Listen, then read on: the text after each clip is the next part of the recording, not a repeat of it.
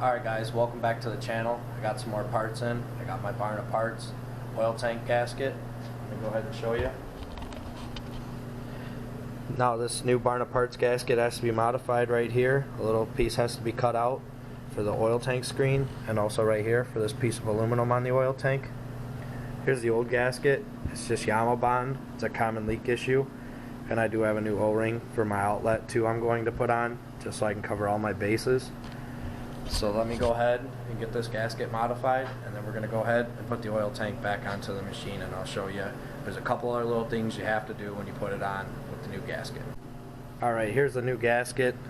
I used a razor blade, cut a little spot out right there for the oil screen, and also right here, this piece of aluminum. No big deal, really easy. I'm going to go ahead and get the bolts in here, and we'll get it on the machine. Alright, one thing I did want to mention before I put this on, Barn of Parts stated that the torque spec has changed from the original, I believe it's 9 or 12 foot-pounds, to only 6 foot-pounds with this new gasket. So you're going to want to go ahead and use a little Loctite they said in their video on there. So I'm going to go ahead and put a little Loctite on these bolts. I'm just going to torque it down to 6 foot-pounds. I'm going to get this back on the machine.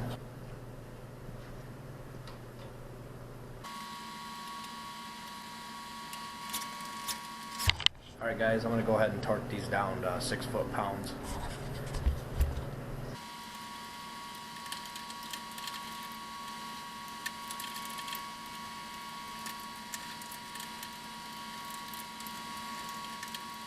Alright guys, so there you have it, the Barn of Parts oil tank gasket install. I'm going to go ahead, there's a few other things I want to show you about changing the oil. I got the oil filter off, and there's also an oil drain bolt on the bottom of the block near where the oil filter is located. It's important you drain that out too. I'm going to go ahead and get these hoses back on here onto the oil tank, and then we'll pick it up with the bolt underneath the block and show you how to drain the rest of the oil out. Alright guys, down here on the bottom of the sled, here's the plate that we got to take off to get to the oil filter and the other oil drain bolt. So I'm going to go ahead and get that off, and I'll show you what I'm talking about. Alright guys, so here you have it. It's an Allen head right here, 5 mil. Go ahead and back that out, and we'll get the rest of the oil drained out of here. Obviously your oil filter's right here. I'm going to go ahead and change that off camera. I'm going to get this drained out. Alright guys, let me go ahead and get that oil filter changed. Alright, these are the oil filter pliers I use right here. They get in there and they work really well for me.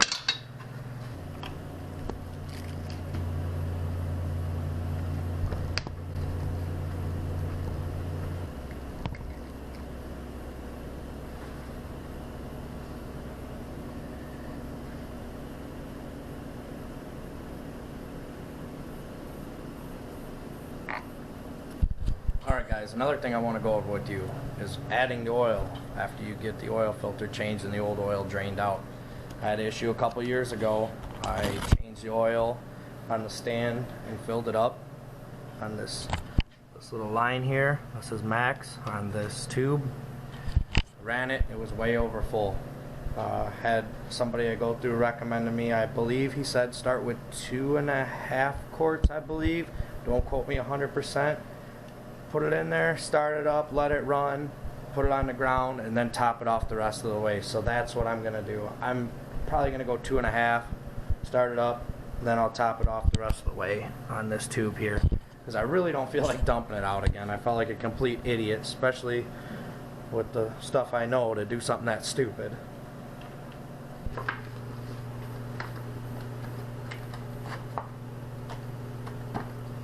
I run Yamaha from oil. Thought about running AMs. Just haven't. AMs with a Wix filter. I've heard of guys doing it. They're good products. I'm sure you wouldn't have any issues. I also wanted to let you know, I mentioned putting 2.5 quarts in it, lower it on the ground, run it, and then top it off the rest of the way. I'm not sure if I said it. The manual calls to put 3 quarts in there and then run it and go ahead and do it. So I may do it that way. I think I'm going to put 3 in there.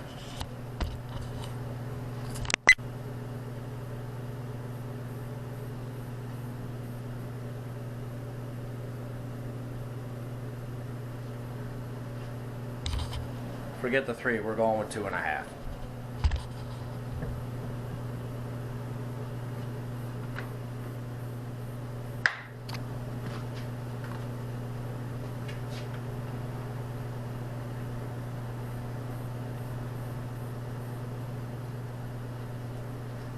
Alright guys, like I mentioned, normally you'd start the sled up and go ahead and top it the rest of the way off here.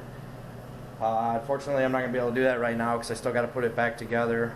But I actually have more stuff to take apart on it.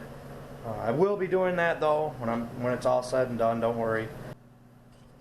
Alright guys, so that wraps it up for today. The next video, I'm going to go ahead and get the seat off here, the gas tank off, and I'm going to go ahead and replace the valve cover gasket. I also need to figure out how I'm going to get my TIG torch in here.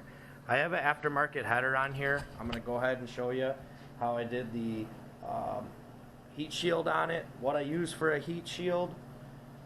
Then after we get done with that, we're going to go and pull the skid out of the back of it. I have a 4th wheel kit from Barna Parts. I have a billet helix here for my secondary clutch. I also have from Thunder Products to help fix the clutch rattle noise. We're going to see how it works, if it works. We're going to put these in there and see if it quiets the clutch down. Obviously one day I'm going to put a tap clutch on it and get rid of the whole rattle noise. It drives me absolutely nuts. Until we get that done, that's it for tonight guys. So thanks for watching, and remember to subscribe please.